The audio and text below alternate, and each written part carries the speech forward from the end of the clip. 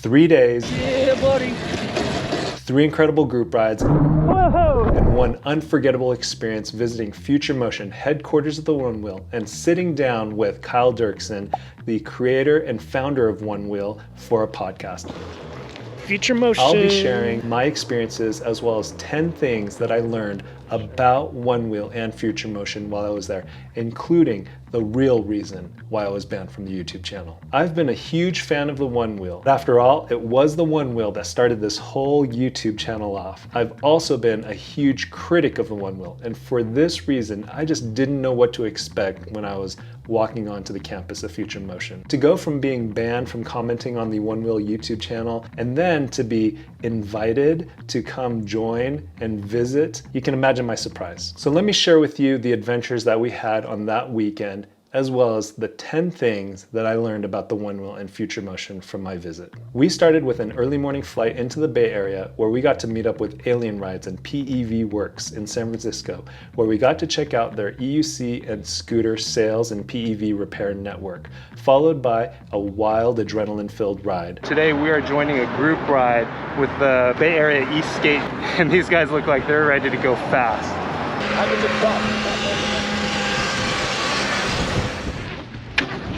The next day, we met up with Bay Foils. Hey, we are going flight boarding with Bay Foils. They offer lessons where you can just try it out before you actually buy one. Group ride! This thing's awesome. I got to meet up with the owner, Danilo, and we went out for my first ever electric hydrofoil group ride in the San Francisco Bay. They're killing it on that small board. Another bucket list worthy experience. Whoa. The third and last day of our trip, we drove over to Santa Cruz. There we visited Future Motion headquarters where we met and rode Onewheels with Jack, Joey, Laser, Tyler, and even the Onewheel CEO and founder, Kyle Doerksen. Something I never thought would ever happen. We had lunch, we toured the facilities, we learned about the business, and most importantly, we got to know the people. I'm on a freshly charged Onewheel and riding with the guys with Future Motion. Good vibes in here in Santa Cruz. Stoked, Jimmy, and Andrew are out here with us. We're out here, Westcliff. I won't go into the details about the podcast because you should check that out on their YouTube channel, but I will say it was an incredible experience. I shared some things on that podcast about myself that I've never shared before on my YouTube channel.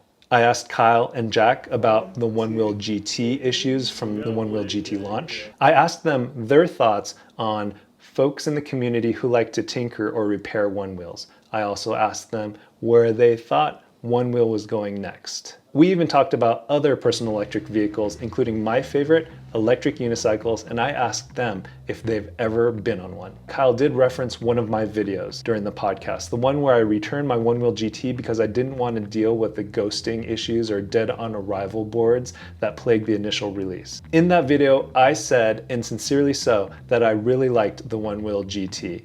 I also said I would buy the Onewheel GT as soon as they fixed all the issues from launch. So there we go, holding true to my promise. In that video, I said that once they resolved the issues of the Onewheel GT, in specific, the ghosting issue and the dead on arrival boards, that I would buy one. I'm confident that they have fixed those issues. Well, I'm gonna hold true to that promise and I'm gonna buy a Onewheel. So let's do this right now. I'm gonna buy the Onewheel GT. So you go to the Onewheel website, click on GT, 240 reviews, 5-star. Okay, and they have different bundles. I'll just buy the board. And slick or treaded. So it's an extra $50 for the treaded tire. So $2,345, 2345. So after spending the day with folks at Future Motion, here are 10 things that I learned about the company, about the device that were not covered in that podcast. So number 1, Kyle and Jack are tall. These guys are like 6'2", 6'3". Number 2, not only are they tall, but Jack and Kyle, they're real dudes. They seem like good guys. Kyle is a CEO of a company, he's an inventor, and Jack's a normal guy too. So it was good to meet them and talk to them face to face and actually get to know them as people. Number 3, the Onewheel GT ghosting issues that plagued the device at release has been resolved with this new foot pad. So they've altered the foot pad, and apparently that has fixed the issues because the number of reports of ghosting have significantly decreased. Number 4, the Onewheel has come a long way since that first prototype, successfully bringing to market a new type of personal electric vehicle that has never existed in mass scale, has taken a good amount of tech and a good amount of business savvy. Number 5, the Onewheel GT, it's a really good Onewheel. It's actually the best Onewheel ever. Having not been on a Onewheel GT in months, riding around in Santa Cruz reminded me of how good this newest Onewheel really is, now that they've had the chance to work out the kinks. Number 6, water resistance. The current Onewheels have much improved water resistance over prior models which had highly variable water resistance. We got Jimmy's GoPro. We're doing a little group ride. Yeah, let's shred it up.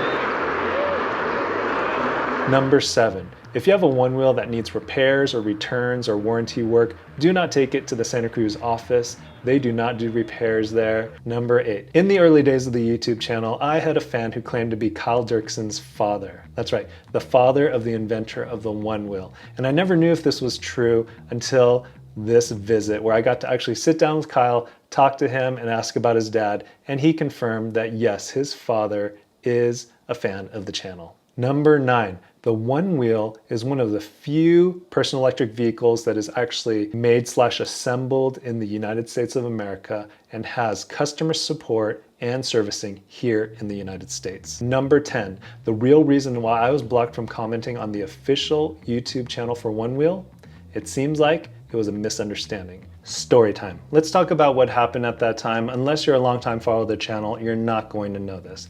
Basically, with the build-up to the announcement of the Onewheel Pint, there was a lot of mystery, there was a lot of hype. And when that video came out talking about the Onewheel Pint, I was underwhelmed. As a big Onewheel fan, I just wasn't impressed by the lower range and the lower top speed. And so I let my thoughts known. I went onto that video and I typed, that was a lot of hype for that. It was a little snarky, a little trollish, but I don't think it was super mean. Well, apparently back then, Future Motion, to manage their YouTube channel and the comments, they used a third-party software, and it was explained to me that at the time, when you use that software to block a comment or hide the comment, it also blocked the user. Unbeknownst to them, they hid my comment. They also blocked my channel. My whole YouTube channel revolved around the Onewheel, and now I could no longer comment on that channel. You can believe what you want to believe. You can think, well, it was a calculated move to try to squash my small, growing YouTube channel. That just doesn't make sense. Why would they want to block one of their biggest supporters at the time? Instead, I choose to believe that it was just a simple mistake. Let's learn from it. Let's move on. For this reason, I choose to believe that Future Motion, a young company who wanted to make a successful launch for this new product, they inadvertently blocked me. It wasn't out of malice. It was just a mistake. Future Motion is far from perfect, but they do make a fun product, and this product has shaped my whole YouTube experience. The people we met at Future Motion, they seem like good people running a business the best they can. Yes, there's room for improvement, and I hope to provide criticism and feedback through my YouTube channel, not because I want to see the company fail, but because I want to see them succeed, because a healthy, thriving Future Motion is vital for a healthy, thriving Onewheel community. If you're still watching, then you are a true fan of the Freshly Charged YouTube channel. Thanks for sticking around with us. To reward you, I want to send you a few stickers of my old logo. Just send me a self-addressed stamp envelope to this address. Right now, the podcast is available on the Onewheel YouTube channel. Check it out and tell me what you think.